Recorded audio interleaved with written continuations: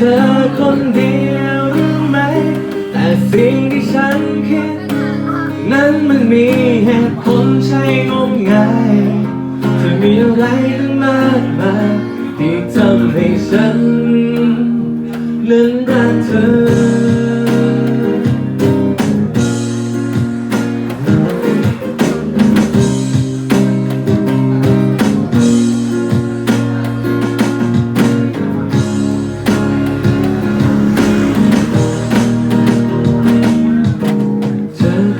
แปลกใจ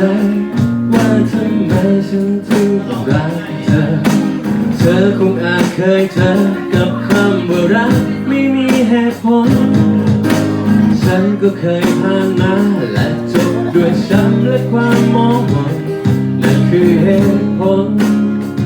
ที่ทำให้ฉันนั้นเลือกเธอไม่อยากให้รู้ไว้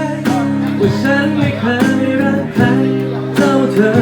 เก็บเอาไว้นอนเพ้อเพื่อคิดถึงเธอคนเดียวรู้ไหมแต่สิ่งที่ฉันคิดนั้นมันมีเหตุผลใช่งมงายเธอมีอะไรตั้งมากมายที่ทำให้ฉันนั้นรักเธอ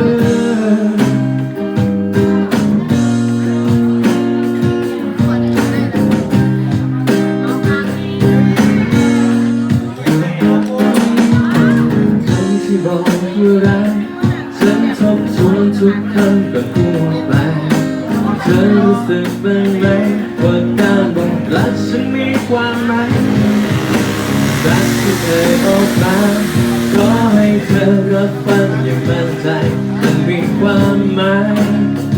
ว่าการบอกรักที่เคยผ่านมาแค่อยากให้รู้ไว้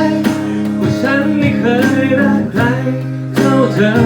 เก็บเอาไปนอนเพ้อเพื่อคิดถึงเธอคนเดียวรู้ไหมแต่สิ่งที่ฉันคิดนั้นมันมีเหตุผลใช่งมงายเธอมีอะไร